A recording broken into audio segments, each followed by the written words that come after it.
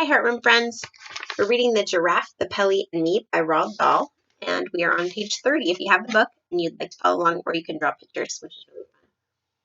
We peered around the bushes and saw an oldish man with an immense white mustache standing under a tall cherry tree and pointing his walking stick in the air.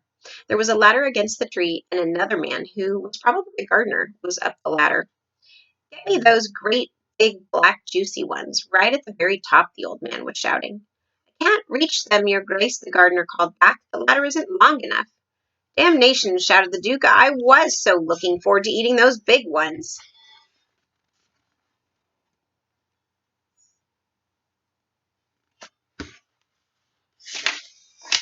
"Here we go," the pelican whispered to me, and with a wish and a swoop he carried me up to the very top of the cherry tree, and there he perched. "Pick them, Billy," he whispered. "Pick them quickly and put them in my beak." The gardener got such a shock he fell off the ladder. Down below us, the Duke was shouting, "My gun! Get me my gun!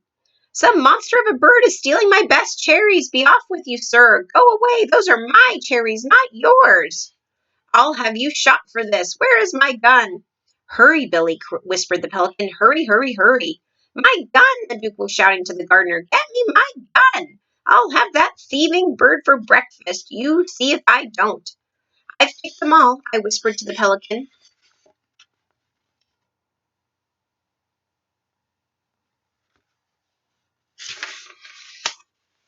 At once the Pelly flew down and landed right beside the furious figure of the Duke of Hampshire, who was prancing about and waving his stick in the air. "Your cherries, your grace," I said as I leaned over the edge of the pelican's beak and offered a handful to the Duke. The Duke was staggered.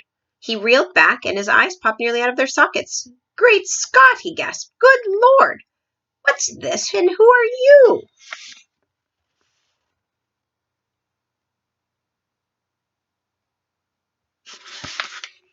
And now the giraffe, with the monkey dancing about on her neck, emerged suddenly from the bushes. The Duke stared at them. He looked as though he was about to have a fit. "Who are these creatures?" he bellowed. "Has the whole world gone completely dotty?" "We are the window cleaners," sang out the monkey. "We will polish your glass till it's shining like brass, and it sparkles like the sun on the sea.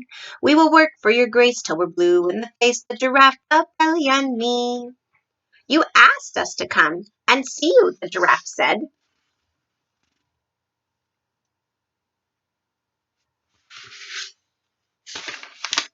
The truth was at last beginning to dawn on the Duke.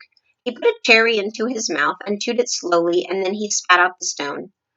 "I like the way you picked these cherries for me," he said. "Could you also pick my apples in the autumn?" We could, of course we could," we all shouted. "And who are you?" the Duke said, pointing his stick at me.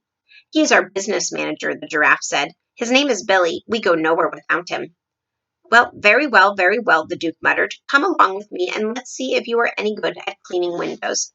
I climbed out of the pelican's beak, and the kindly old Duke took me by the hand as we all walked towards the house. When we got there, the Duke said, "What happens next?" "It is all very simple, your grace," the giraffe replied. "I am the ladder, the Pelly is the bucket, and the monkey is the cleaner. Watch us go." With that, the famous window cleaning gang sprang into action. The monkey jumped down from the giraffe's back and turned on the garden tap. The pelican held his beak under the tap until it was full of water. Then, with a wonderful springy leap, the monkey leapt up once again onto the giraffe's back.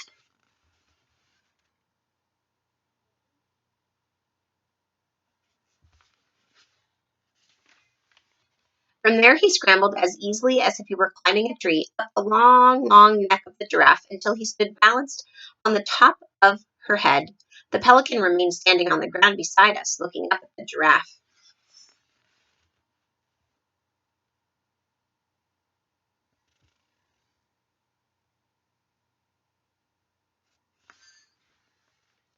"We'll do the top floor first," the giraffe shouted down. "Bring the water up, please." The Duke called out, "Don't worry about the two top floors. You can't reach them anyway." "Who says we can't reach them?" the giraffe called back. "I do," the Duke said firmly, "and I'm not having any of you risking your silly necks around here. If you wish to be friends with the giraffe, never say anything bad about his neck. Its its neck is the proudest possession." "What's wrong with my neck?" snapped the giraffe. "Don't argue with me, you foolish creature," cried the Duke. If you can't reach it, you can't reach it, and that's the end of it. Now get on with your work. We'll stop there and we'll see how the window cleaning goes tomorrow. Have a good night.